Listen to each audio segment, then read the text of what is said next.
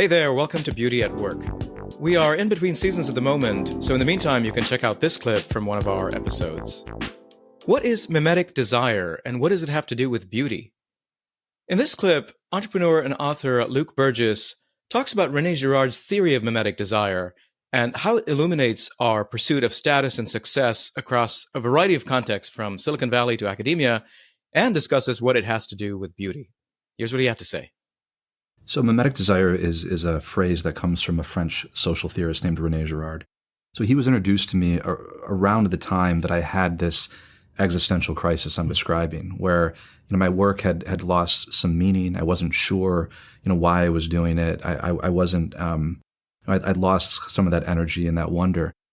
And a good mentor of mine introduced me to these ideas of Girard. And Girard's entire theory has to do with why humans want the things that they want. And he explored, classical thinkers like Plato and Aristotle, who recognized that there's a strong role of imitation in human life. Human beings imitate. It's how we learn. It's how we learn languages. It's how we learn to be part of a certain culture. And imitation is this tremendously powerful force in human life. René Girard's kind of contribution to this perennial exploration of the role of imitation in human life is that humans' powers of imitation go deeper than external forms of imitation, right? Which he called imitating the imitation of representation, right? Things that we can see, right, on the external surface. We even imitate the desires of other people, right? We read below the surface level and imitate what other people want. So we're social creatures. And mimetic desire, mimetic is just a word for imitation, right? Because it comes from the Greek word meaning to imitate. The reason that Girard didn't call this kind of desire imitative desire is because he wanted to distinguish it from kind of the kind of imitation that we're happy to talk about and admit, right? Like we talk about imitating role models when we're children. This is very common. Mimetic desire, he said, it usually happens unconsciously, right? We're usually imitating other people who are models of desire for us in some way, who are mediating desires to us in an unconscious way, because as adults, we don't always like to admit that we're affected in this way by other people. We like to think of ourselves as very independent and autonomous. And the heart of Girard's theory is that our desire by its very nature is social. We imitate the desires of other people for better and for worse, right? This happens in tremendously positive ways when we're inspired by somebody else's, beautiful desire, right? Maybe they have some kind of quality. Maybe they're a tremendous father or mother, and those are great desires to imitate, right? But other times we can be drawn into to pay attention to bright, shiny objects, right? That other people model to us. Whether it's a certain kind of a lifestyle. And I realized that's what was affecting me my whole life. I sort of looked around me and found models to imitate without necessarily knowing that I was doing that, which somehow caused me to kind of lose myself in a way and forget that original sense of wonder, that original kind of openness to the beauty around me, as I began to be on this hypertrack focus of, career, financial stability, totems of prestige, right? Which in my world were, having certain kinds of watches and things like that, right? As beautiful as they may be. It was kind of a search for status, right? And there was, and status always, I guess, seems like it might be beautiful before you have it, but then you realize that the search is kind of empty. Yeah, I mean, you're reminding me of the work of Will Storr. He's got this new book on status, and he argues that everything we do is a pursuit of status, and we can't escape it. And even if it's the pursuit of, say, spiritual status, wanting to develop some sort of interior perfection, that's still a kind of status chasing in some sense. I don't know if you have any thoughts on whether we can escape the pursuit of status, and particularly, can we escape mimetic desire? I think it depends on, we should probably kind of try to define status then, right? Is status a state of being, right? Is that kind of what we're seeking? In that sense, I think that no, in that sense, there is no escaping a search for status, right? We're constantly seeking a certain state of being. But status can be, we can seek more superficial forms of status and more grounded forms of status, right? And I think that's where the difference lies. And, I view status as kind of a qualitative spectrum. Right. Another, this is not equivalent to status, but, the word prestige is a very interesting one. Often we seek professional prestige. We seek, our colleagues, right, to esteem us or to think that our work is important. And prestige is can be a slippery slope because it literally comes from the Latin word for illusion, right? There's a great movie that's named The Prestige about two rivalrous magicians.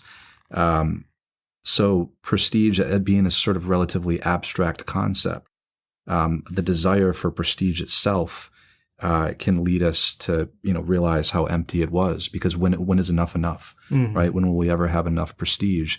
It seems to be the kind of thing that leads naturally to the desire for more of it. Yeah. And there's no it's not concretized in the kind of way that we would ever know that we have the kind that we're looking for. And I think there's some relation to status there. Yeah. I want to apply these ideas about mimetic desire, prestige, rivalry, and so on to the world of science and technology. And then there are different worlds, there are different industries, right? So the world of science and academic science is different from the tech industry. But one of the factors that seems to characterize both of them is competition and also rivalry, right? So in the world of science, one of the things that seems to matter a lot is getting credit for a discovery. And it's a really scarce reward. In fact, there's this priority rule where the person who reports a discovery first wins all the spoils, regardless of how many other people were involved actually in making that discovery possible. And some people say this has led to a lot of the secrecy and sort of hyper competition and so on that actually is bad for science, has led to the replication crisis and so forth. And the Nobel Prize is another kind of example of sort of a really scarce reward where only 3 scientific fields can win a Nobel Prize, and even in one of those fields, only 3 people could actually jointly hold that prize, regardless of whether there are 100 people on the team that made that discovery possible, right? So this is a question, I suppose, about, I'd love to hear your assessment of the world of science and this sort of competition. Is this really a source of unhealthy rivalry? Is this bad for science and for academia more generally, do you think? Yeah, the broader discussion of competition, I think, is an interesting one. I come from the business world, right? The startup world. The word competition, competere, it just comes from Latin. That just means to seek together, right? To seek something together. So in business, I suppose that's profit, right? You have multiple, businesses that are together seeking profit, right? So part of it depends on whether or not you believe it's a zero-sum game or not, right? So if you're seeking that profit together, if you believe that there's a fixed amount of it, then somebody has to win and somebody has to lose, right? If you actually believe that you can create more of it, right, that you can create new value, right, which creates more profit, then I suppose it can be a constructive thing, right? It can push people to innovate, right? And innovation is important, and there are many stories throughout history of competition leading to innovation, right? Because if you don't innovate, you die, you don't survive. So innovation is more than just this kind of, we kind of wax poetic about innovation, but businesses have to innovate. They have no choice. They don't innovate, they don't survive. I guess the same could be true in academia with scientists, right? There's good competition and there's bad competition, I suppose. And I can think of competition, pushing discovery, pushing innovation forward through some kind of healthy, competitive rivalry in some sense. But then other times it can become just silly, right? When, the competition can be such that you forget what it was that you were interested in the first place. And it becomes more important to just, publish in a certain number of journals or something like that, right? Where you sort of get distracted, right? Your attention gets diverted to the wrong place because, the competition is for some of these smaller stake things, right? And where does that end? I suppose sometimes it's good not to have competition, though. I think of a situation where I'm working on a book, for instance, and if my publisher said, well, Luke, there's 3 other people that are writing books about the same topic, and whoever finishes the writing first will get to be the one to publish it, I wouldn't write a very good book, right? Because I'd be constantly worried about what everybody else is doing. Whereas if I had a grant and I had 2 years to work on this, right, and I could just focus on it completely, it's going to get more of my time and attention and thoughtfulness, where I'm not constantly looking over my shoulder, worried about winning this race.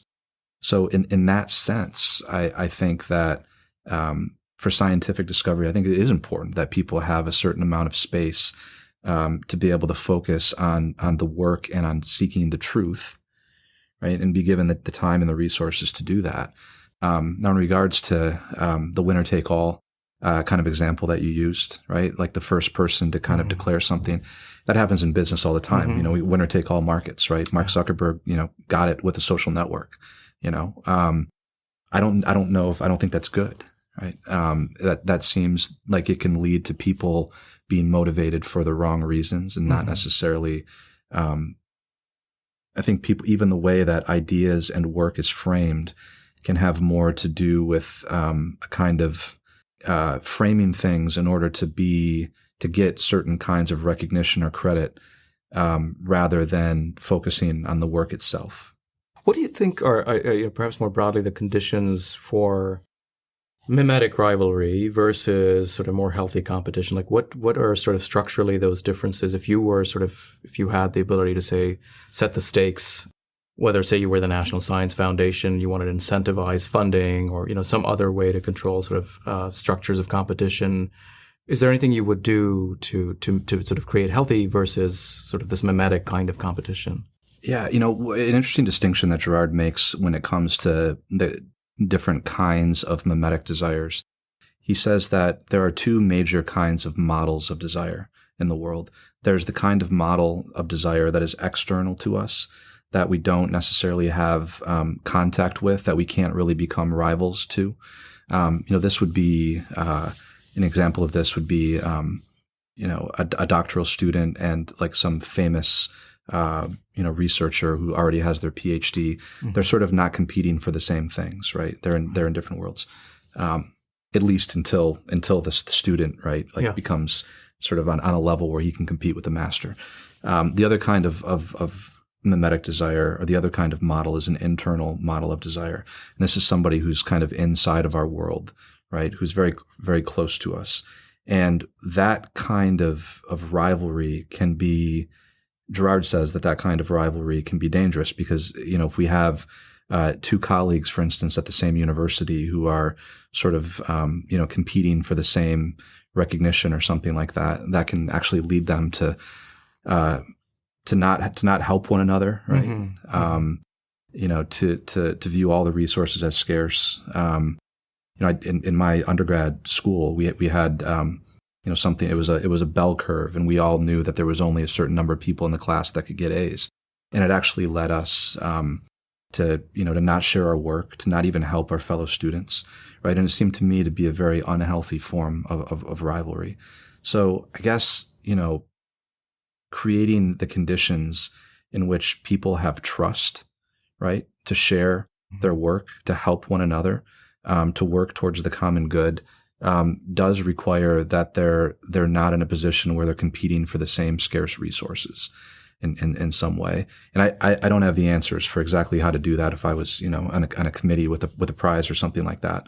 But I do think more thought needs to be given to this kind of feature of human nature, right? It's not enough to just sort of dangle recognition and money out there. I think creating structures and conditions that will foster cooperation and trust between the people that are competing actually is important, especially in that domain.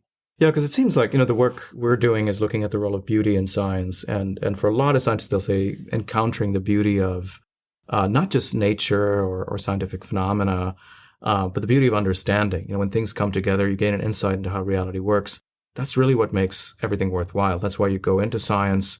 That's why you put up with, long hours in the lab, and that's why you put up with even bullying and sort of, so the harassment and some of the negative aspects of science and then chasing after grants and so forth. But the sense of competition, the idea that I have to get my idea out there, otherwise we don't really get funding, and I lose my students and I lose my postdocs and so on. And that really sort of seems to undercut that ability to experience the wonder, right? I mean, which is kind of, I think, a little bit analogous to your experience, right? The initial wonder that draws you to do to do something in the world and to create something of value is undercut by those mechanisms that, in theory, are supposed to keep the engine moving, but it doesn't often happen that way. Is the world of technology similar? I mean, is Silicon Valley, I mean, that's a world that you're a bit more familiar with. I mean, how different is that from the world of academic science or academia? I don't know if it's very different at all, right? Because we're talking about, when it comes to mimetic desire, we're talking about kind of a feature of human nature, right? At least for Girard's claim is that this is something, it's part of human nature, and it's, humans in Silicon Valley and humans in science and in academia. So in Silicon Valley, you certainly have phenomenons where, you have, there's a first mover advantage, right? You have people that can tell a certain story, get an idea out there first, and they attract all of the venture capital money. They attract all of the attention. They attract all of the media, and it just fuels itself. There's a mimetic process that kicks off. And I think, the same is true in science as well. To give you an example, I recently read that there's kind of a real controversy right now in Alzheimer's research, because a couple of decades ago, there was some well-funded studies that got a lot of press and attention that linked the cause of Alzheimer's to a particular protein in the brain. And right, it sort of directs what I call hot capital, right, to this one idea. And they can overlook all of the other things that are going on, all of the other research that's happening. And for years, sometimes even for decades, right, all the attention is focused on this one thing, which can cause, funders and researchers to miss other things, right? Because we're so focused on this one thing.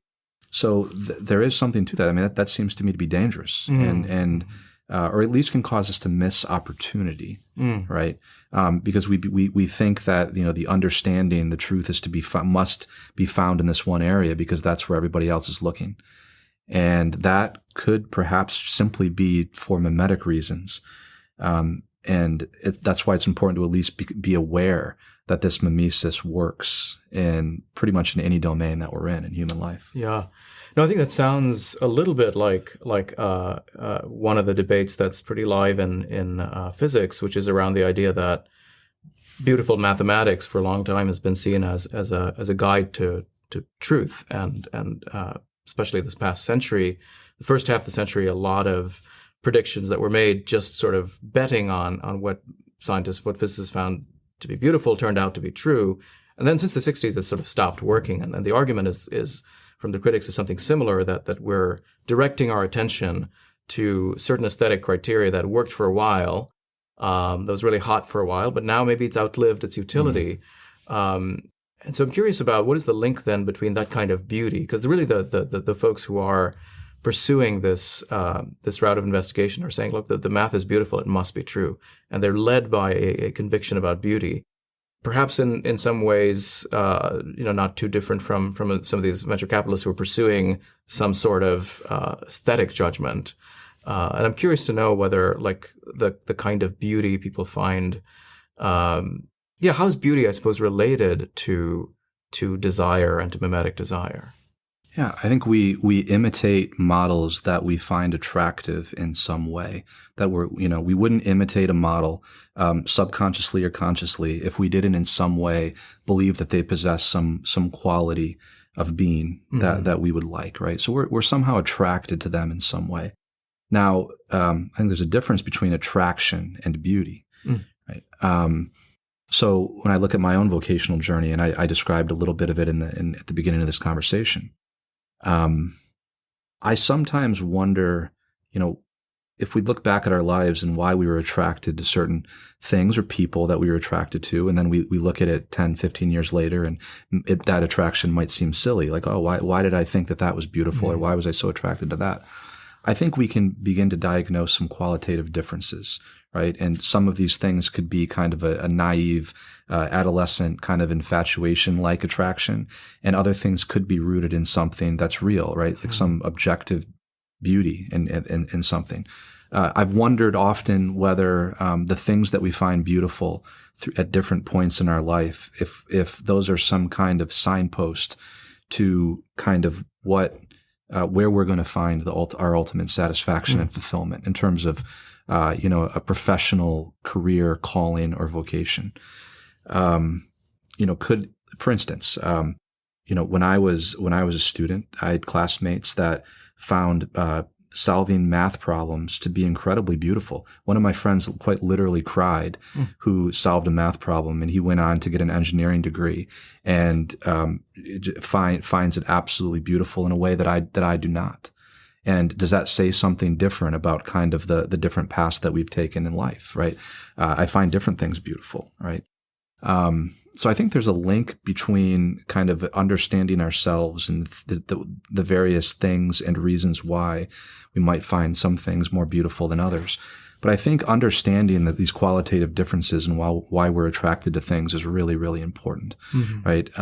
Is there kind of, in my book, I differentiate between what I call thin desires, which are desires or things that we're attracted to that kind of come and go, right? There's nothing enduring about them. There's no continuity. I might be attracted to this thing today, and then next week it doesn't matter to me anymore. As opposed to a thick desire, which seems to be rooted in something that has solidity, continuity, it's enduring. There seems to be something objectively real about that desire. And there's where I think there's some deep connection to beauty. Beauty at Work is brought to you by Templeton Religion Trust. If you enjoyed this clip, go check out the full episode. And please take a moment to subscribe and leave us a review. It really helps get the word out about the show. Thanks, and see you next time.